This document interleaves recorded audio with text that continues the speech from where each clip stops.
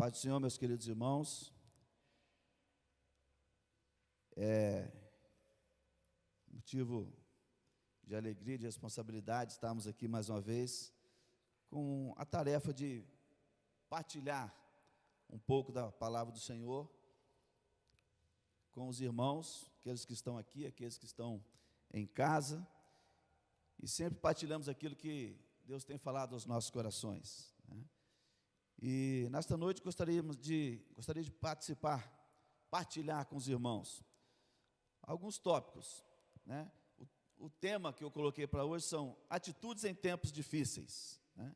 E nós vamos passear um pouco pela Bíblia, em alguns versículos que nos traz esperança, que nos traz fortalecimento nesses momentos, né?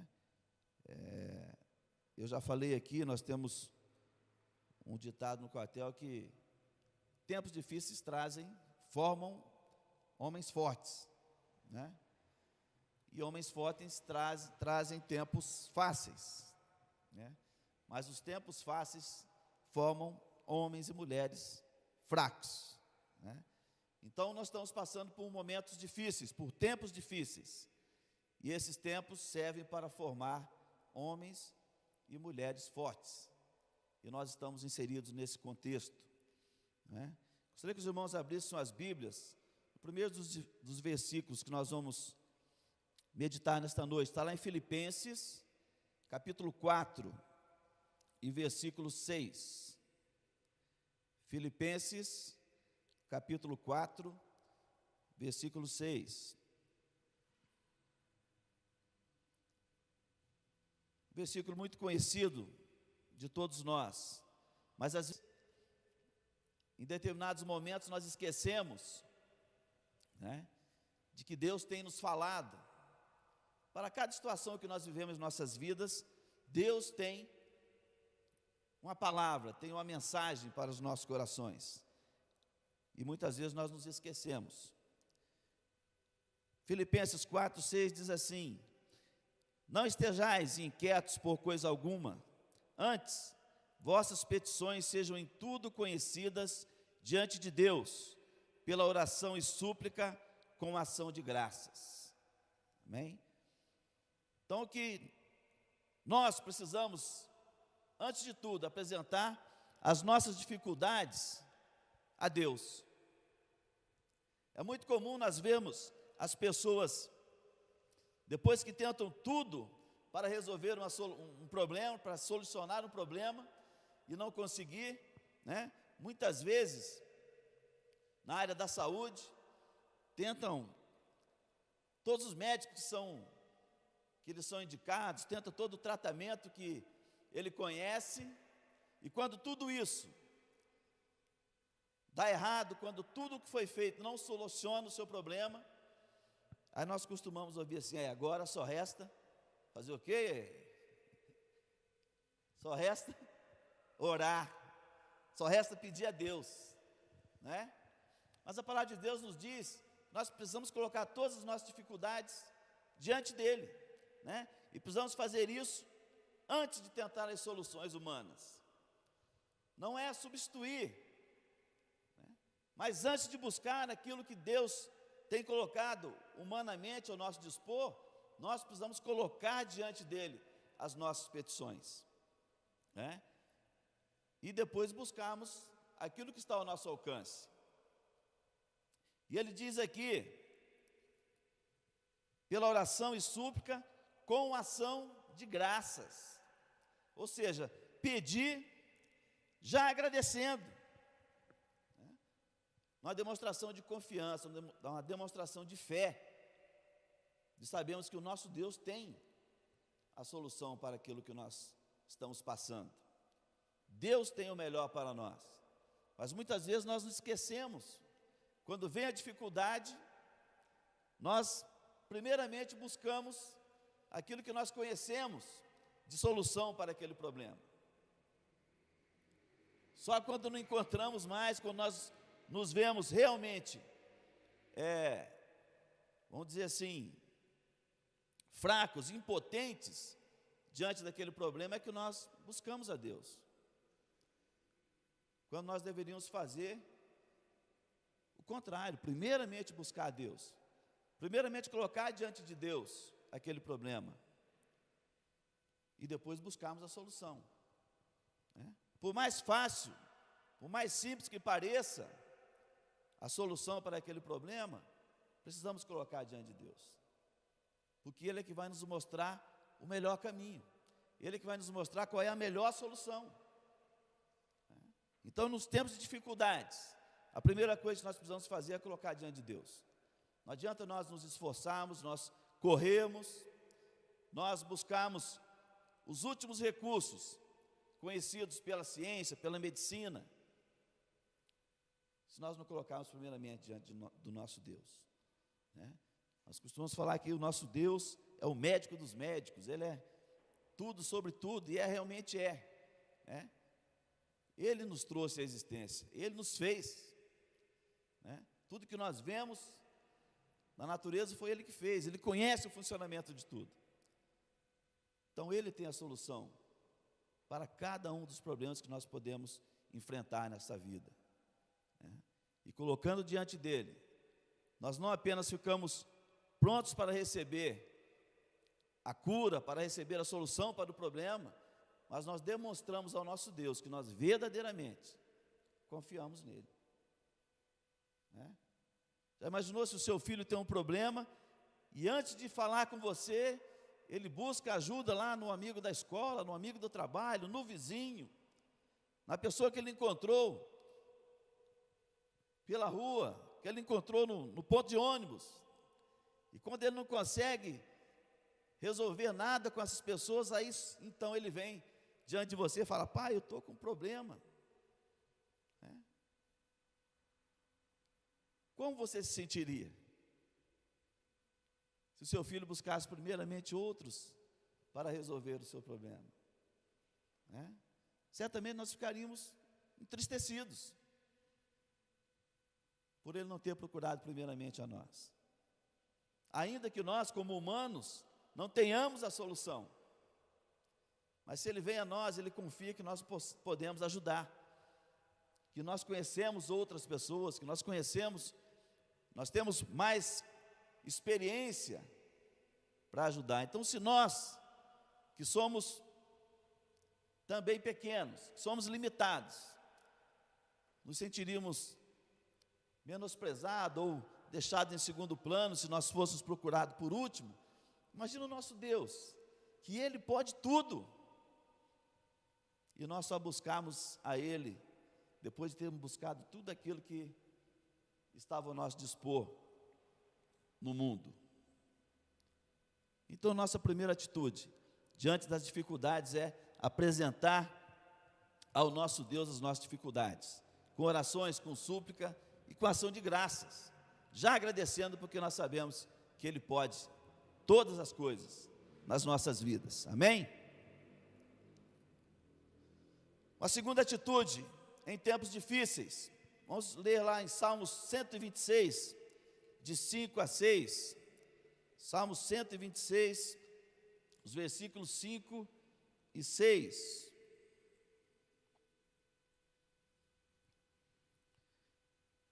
Gostaria de pedir para o irmão Everton, está com a sua Bíblia aí, irmão? Lê para nós, os 126, versículos 5 e 6.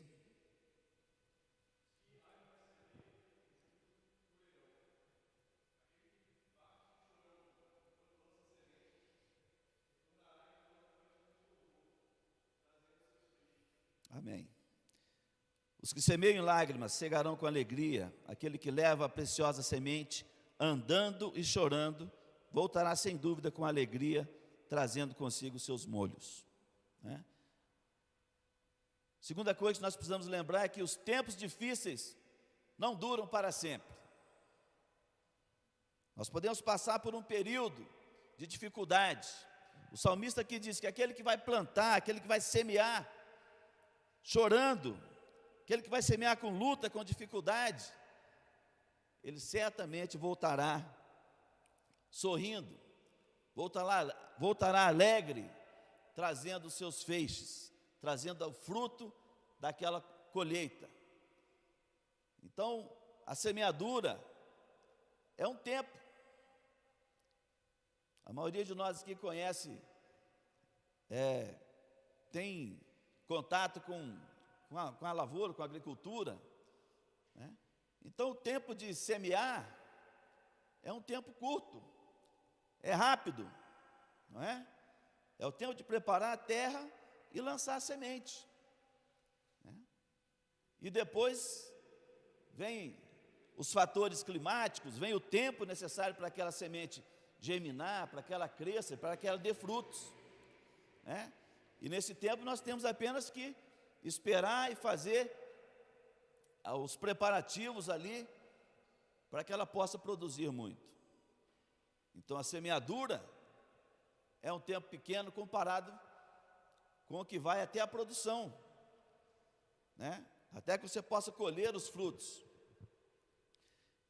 E assim o salmista diz aqui: você pode até semear chorando, mas com certeza vai ter tempo de alegria colhendo aquilo que foi plantado, né?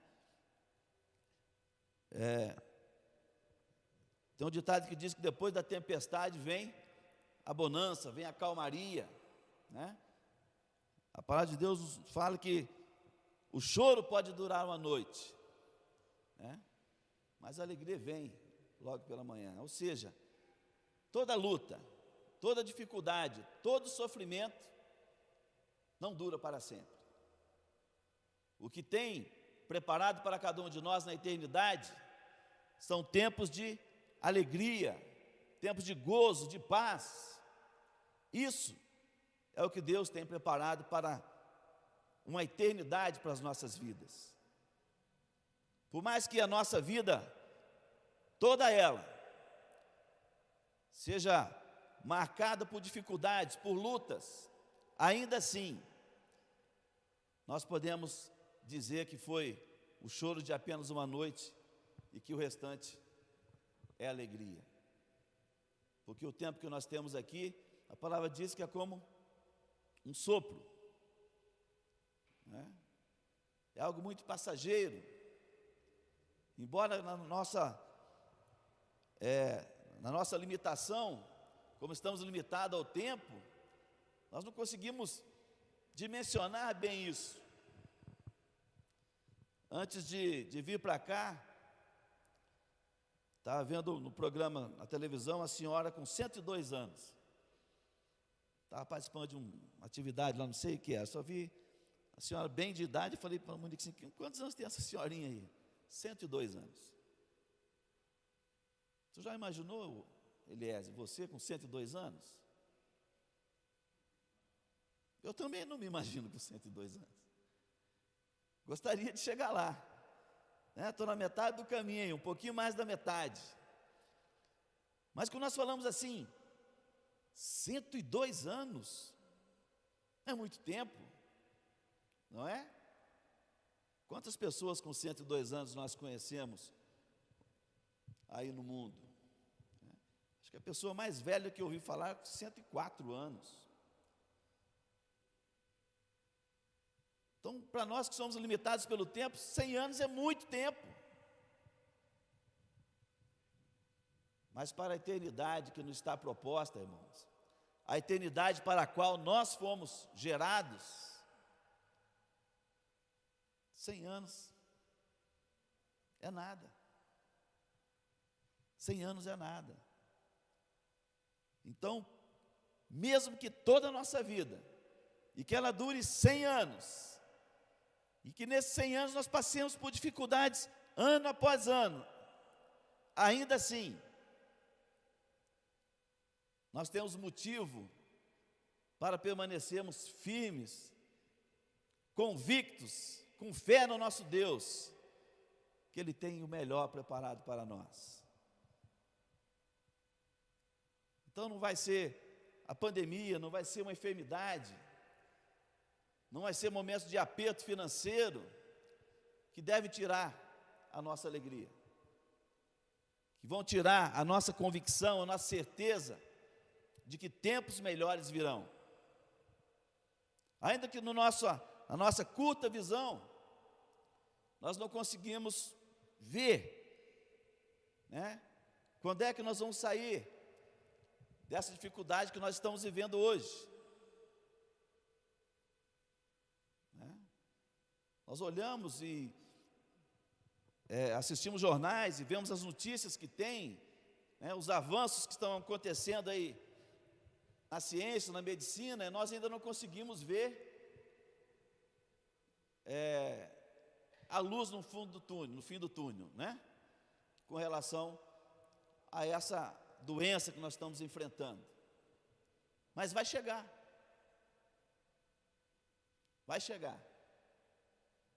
E nós precisamos confiar, não nos cientistas, não nos médicos, mas confiar em Deus, que Ele tem um momento para encerrar essas dificuldades, e encerrar o sofrimento e as lutas que estão acontecendo agora. Podem vir outras, mas esse momento, essas dificuldades cessarão, porque Deus não nos fez para ficar sofrendo a vida toda. Deus nos criou para louvá-lo, para viver juntamente com Ele uma vida abundante. Uma vida abundante. Para isso Cristo nos chamou. E é isso que Ele quer para cada um de nós. Então, lembremos que os tempos difíceis não duram para sempre. Por mais que pareça estar durando uma eternidade. Hoje, conversando com a Dulcilene, ela falou assim: nossa, no meu aniversário já estava esse problema. Ela fez aniversário em março. Falei, você já começou lá em fevereiro. E ela contando quantos meses nós estamos passando por isso, né? E a quem já joga lá para final do ano, início do ano que vem, para que nós possamos contar como uma página virada essa pandemia. Mas não importa se vai ser esse ano, se vai ser o ano que vem. Importa que nós permanecemos firmes no propósito de servir ao nosso Deus e no propósito de levar essa esperança, não apenas uma esperança, mas a certeza de que Deus tem o melhor para nós, a certeza de que passar pelas lutas, servindo ao Deus Todo-Poderoso, é muito melhor do que enfrentar as dificuldades sem ter esse Deus ao nosso lado. Algumas pessoas acham que servir a Deus é ter uma vida tranquila, sem problemas, aqui na terra. Não é isso que Cristo nos promete, nos oferece. Mas Ele oferece a sua companhia, a sua presença, todos os dias, até que nós possamos ser resgatados, finalmente, para aquele banquete que Ele tem preparado para nós, né? Isso que Cristo promete, e é isso que nós precisamos nos lembrar cada dia, de que Cristo está conosco, amém? Romanos 8, 28, vai nos dizer que Deus está no controle. Romanos 8, 28.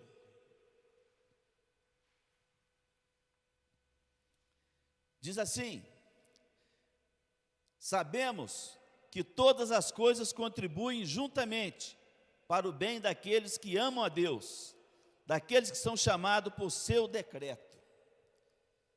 Deus está no controle de tudo, mesmo nos momentos de dificuldade, mesmo nos momentos em que não é uma doença, não é uma guerra, mas é as perseguições que o maligno coloca na vida daqueles que tentam servir a Deus, ou daqueles que estão buscando encontrar o caminho.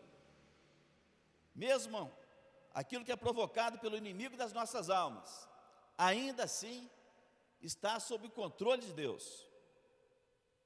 Outro dia, vendo a pregação de um pastor, não me lembro se era o Cláudio Duarte, ele falava assim, Satanás, ele é o pitbull, que está na coleira e que Deus segura a corrente, né? E quando algo precisa ser mexido, né? Alguém precisa ser sacudido, né? Ele dizia assim, aí Deus fala, vai, pega, e solta a corrente um pouquinho, né? E ele vai lá naquele alvoroço, e depois Deus puxa de novo a corrente dele, né? Então mesmo o inimigo da igreja, o inimigo das nossas almas, ele está sob o controle de Deus. Ele só vai até onde Deus permite. E a palavra de Deus diz que Deus não nos dá provação, não nos dá problemas, dificuldades maiores do que aquelas que nós podemos suportar. Então, se Deus está no controle, e nós cremos que está, por maior que seja a dificuldade, não é uma maior do que aquilo que nós podemos suportar. Porque a palavra de Deus diz que, quando nós não pudermos suportar, Deus nos dá o escape. Deus nos dá a saída. Porque Ele tem controlado tudo. Precisamos crer nisso. Precisamos crer, e quando nós cremos, nós colocamos diante de Deus. Ficamos tranquilos, passando pelas lutas, passando pelas dificuldades, sabendo que vai chegar um momento que nós venceremos aquilo, ou Deus vencerá por nós.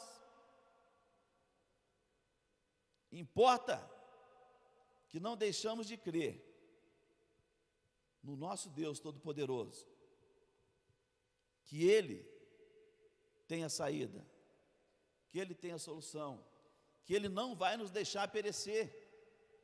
Como nós lemos aqui, todas as coisas, sob o controle de Deus, cooperam para o bem daqueles que amam a Deus. Então, ao final de cada luta, ao final de cada dificuldade, ao final das dificuldades que estamos passando agora, nós sairemos bem. Outro dia, conversando com o pastor Wolfram, ele falava assim, eu vejo, irmão, que após essa pandemia, as igrejas que verdadeiramente confiam em Deus, sairão fortalecidas. E vendo ao exemplo da nossa igreja, nós temos visto quanto nós temos feito como igreja, o quanto nós temos sido abençoados como igreja, nesse tempo de lutas, né? Tivemos, no final de semana, o nosso arroz.com, né? Que é sempre um ponto alto da nossa igreja. Nós esperamos, trabalhamos para isso, né? Fazemos compromisso com aquilo que nós vamos levantar. E nesse tempo de pandemia, sem podermos estar todos juntos aqui, sem podermos reunir, né? Porque, não sei a quantos irmãos, mas eu gosto disso, né? Muito mais do que o que nós vamos levantar para as necessidades financeiras da igreja, o estar juntos, trabalhando, né? Ou mesmo ali só saboreando aquele arroz, meia boca, né, que a irmã faz aí. E aí nesse tempo de pandemia não podemos nos reunir, e a gente fica assim meio, né, preocupado, será que vai dar? Né? E aí a gente vê oferta chegando, doação chegando, né? Aconteceu o evento da maneira que a gente tinha que fazer, com as restrições todas, e no final de tudo, Deus abençoou, e atingimos até mais do que nós esperávamos. É assim que Deus faz, né? É assim que Deus faz. Quando diz assim que Deus faz, eu me lembro de de um acontecimento lá em Natal. O irmão foi visitar uma igreja e tinha um irmãozinho lá, aquelas igrejas avivadas, né? E o irmão falou assim, é assim que Deus faz, né? E aí alguém foi dar um testemunho, era um ex-traficante, tinha feito assim, tinha levado a vida assim, de uma maneira totalmente torta, né? Mas teve um encontro com Deus. E essa pessoa foi lá testemunhar como era a vida dele antes de conhecer a Deus, né? E aí, quando o irmão terminou o testemunho, o irmãozinho lá atrás disse assim, é assim que Deus faz, pega tudo que não presta e põe aqui dentro, né? Mas ele quis dizer assim, pega o que não presta, põe aqui e transforma, né? Deus transforma situações impossíveis em bênção. Deus transforma lutas, dificuldades em bênçãos nas nossas vidas. Nós não conseguimos ver os planos de Deus. A palavra diz que os planos de Deus são mais altos do que os nossos. O que Deus tem para nós é muito mais alto do que nós pensamos.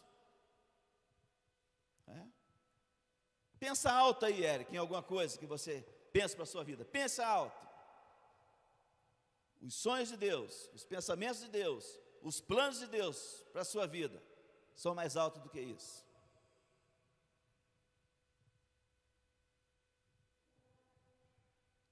A visão de Deus para a nossa caminhada vai mais longe do que nós podemos ver.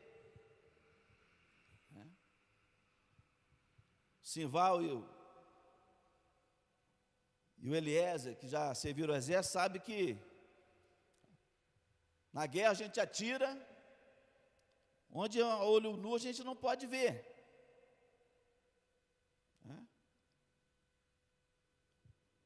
Algumas armas ficam lá atrás dos montes, né? Os morteiros, os obuses, né? E eles atiram em alvos que estão do outro lado daquela montanha. A nossa caminhada, a nossa visão é assim, ela só vê a linha reta, como quem atira com fuzil, né, Eliezer? Só vê a reta. Mas a visão de Deus é como o tiro do morteiro. Ele ultrapassa por cima dos montes e vê lá à frente o que nós ainda não estamos podendo ver.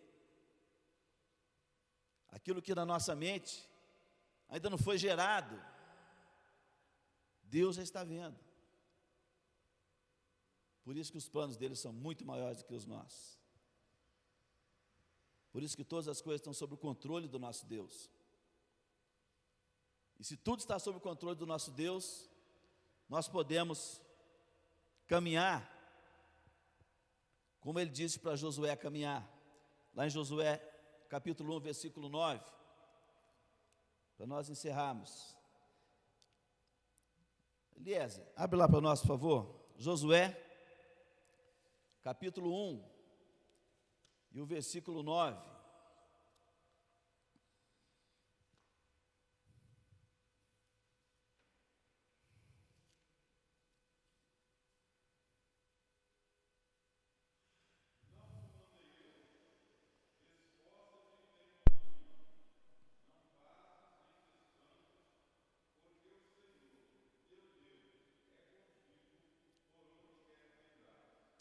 Amém. Não te mandei eu, esforça-te, tem bom ânimo, não pasmes, não te espantes, porque o Senhor, teu Deus, é contigo por onde quer que andares. Seja forte e corajoso. É isso que Deus fala para cada um de nós. Seja forte e corajoso. Lembrando que coragem não é ausência de medo, né? Não é ausência de medo. O bombeiro é corajoso para enfrentar o incêndio, mas não é que ele não tenha medo do fogo, tem, mas ele controla, porque ele sabe as técnicas para combater aquele fogo. Então a coragem não é ausência de medo, coragem é controlar o medo, né? Então nós vamos ter coragem, vai ter um momento que nós vamos ficar inseguros, que nós vamos ficar temerosos, sim,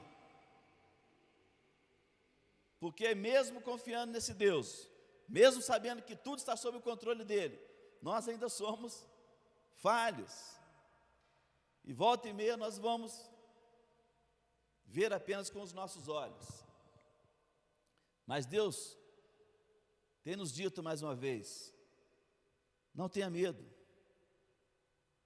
seja forte, forte não na nossa própria força, mas fortes na força do nosso Deus. É Ele que vai lutar a nossa batalha quando nós não pudermos mais lutar, né? Os irmãos se lembram quando Israel estava lutando e Moisés ficava lá intercedendo, né?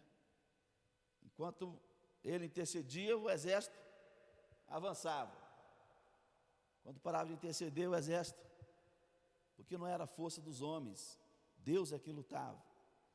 Então, precisamos ser fortes na força do nosso Deus, né?